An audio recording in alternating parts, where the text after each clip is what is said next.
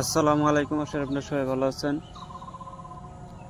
আজকে আমি সারাদিন সময় পাই নাই একটা ভিডিও বানানোর জন্য করে, সেজন্য এই সন্ধ্যা টাইমে একটা ভিডিও বানাইতেছি। আজানও দিতেছে। এখনকার যে ভিডিওটা দিব এটা হচ্ছে বিচ্ছেদের জন্য করে। আমার কাছে চাইছিল একজন বিচ্ছেদের জন্য করে। বিচ্ছেদের তো অনেক তদবির দিছি, অনেক মন্ত্র দিছি, আবারও আজকে একটা নতুন দিতেছি। এটা আপনারা পরীক্ষা করে দেখবেন। এটা আপনাকে করতে গেলে আপনাকে সর্বপ্রথম একটা জিনিস জোগাড় করতে হবে, আর সেটা হচ্ছে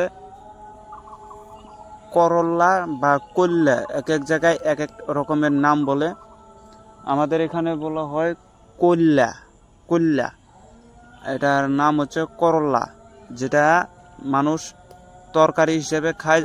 অতিরিক্ত তিতা একটা যে ফল, আমি সেটা আপনাদেরকে দেখাইতেছি। না দেখালে আপনারা অনেকে হয়তো ভাষাতে বুঝতেও নাও পারেন। এই যেটা যে দেখতেছেন, এটা সেই করল্লা বা কল্যা বলে আমাদের এদিকে।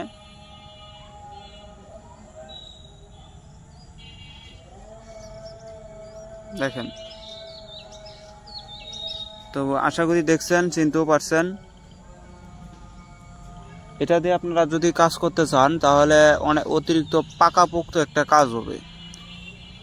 হ্যাঁ, আপনারা সর্বপ্রথম এরকম একটা করল্লা বা কল্যা জোগাড় করে রাখবেন। হ্যাঁ, এরকম সাইজ হলেও হবে, এর থেকে একটু বড় হলেও হবে, সমস্যা নেই। এই করল্লাটা নিয়ে শনিবার মঙ্গলবারে ছিঁড়বেন। ছিঁড়ার পরে অবশ্যই ছিঁড়ার সময় যাদের মধ্যে বিচ্ছেদ করবেন তাদের নাম নিয়ে ছিঁড়বেন। ছিঁড়ার পরে সেই করল্লাটার যে কোনো এক সাইডে, সেটা মাথাতে হোক অথবা এই সাইডে হোক বা মাঝখানে হোক, অল্প একটু ছিদ্র করে নেবেন। ওই ছিদ্র করে আপনারা যাদের ভিতরে বিচ্ছেদ করবেন তাদের এই নামগুলা একটা ভোজ পাতার মধ্যে লিখবেন। লেখা ওই নামগুলা, ওই নামের ভিতরে কিছু কাটা কাটা কাটা দিবেন। এই সোনামুখী সুই দিবেন, বড়শি দিবেন, আর কয়েক জাতের কাটা দিবেন, বিষাক্ত কাটাগুলা। এই কাটাগুলা আর ওই ভোজ পাতার মধ্যে দিয়ে নামগুলা যেখানে লিখছেন ওগুলাকে একটা টপলা বানাইয়া এই করলার ভিতরে ঢুকাইয়া দিবেন। সাথে দিবেন নিম গাছের বিচি হোক বা পাতা হোক বা ঠাল হোক, নিম গাছের। তো এগুলা দিয়া যখন ভিতরে ভইরা দিয়ে আবার মুখটা সুন্দর করে মেরে দিবেন। মেরে দিয়া এই করলাটার উপরে আপনারা মন্ত্র জপ করবেন 108 বার। আজকে যে মন্ত্রটা দিতেছি 108 বার জপ করবেন।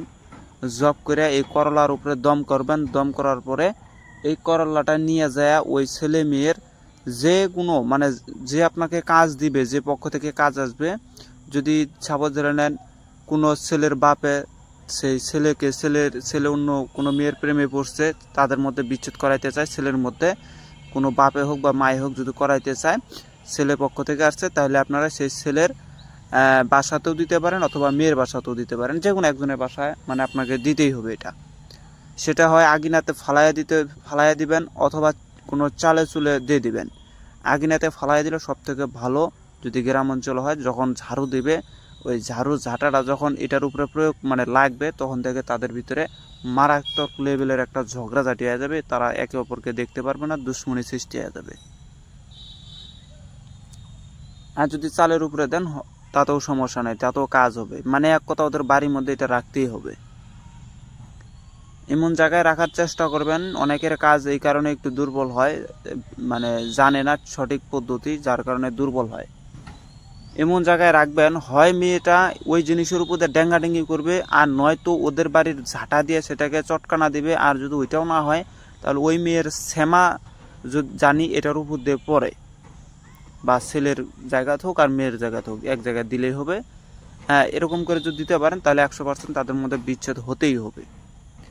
তো মন্ত্রটা হচ্ছে ইসলামিক মন্ত্র। আমি মন্ত্রটা বলে দিতেছি। মন্ত্রটার কয়েকটা ধাপ আছে, তার ভিতর থেকে আমি আজকের এক ধাপের সিস্টেম আমি বাতাই দিতেছি। এটার মাধ্যমে আমি কিন্তু এই এক মন্ত্রতে বহুত ধরনের কাজ করি। এটা আমার কাছে কয়েক ধাপ আছে, মানে কয়েকটা অধ্যায় আছে এই মন্ত্রের, মানে খণ্ড খণ্ড করা।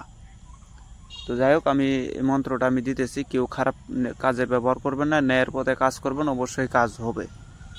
তো মন্ত্রটা হচ্ছে হা হে হু, হু শব্দে আল্লাহ, হু শব্দে নিরঞ্জন, হু শব্দে উমুকের মেয়ে উমুক, উমুকের ছেলে উমুকের মধ্যে বিবাদ লাগুক, যদি না লাগে দোহাই লাগে আল্লাহ আলী নূর মোহাম্মদের মাথা ফাটে। এই মন্ত্রটা শুধু বলবেন, এটা কিন্তু কুফরি লাইনে চলে যায়।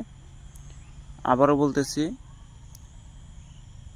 হা হে হু, আবার বলতেছি হা হে হু, হু শব্দে আল্লাহ, হু শব্দে নিরঞ্জন, হু শব্দে অমুকের মেয়ে অমুক, অমুকের ছেলে অমুকের সাথে বিবাদ লাগুক, যদি না লাগে আল্লাহ আলী নূর মোহাম্মদের মাথা ফাটে। এই মন্ত্রটা বলবেন 108 বার পুরা ছেড়ে দেন, গ্যারান্টি দিলাম, জবান দিলাম, ওদের মধ্যে বিচ্ছেদ হতেই হবে, বিচ্ছেদ হতেই হবে।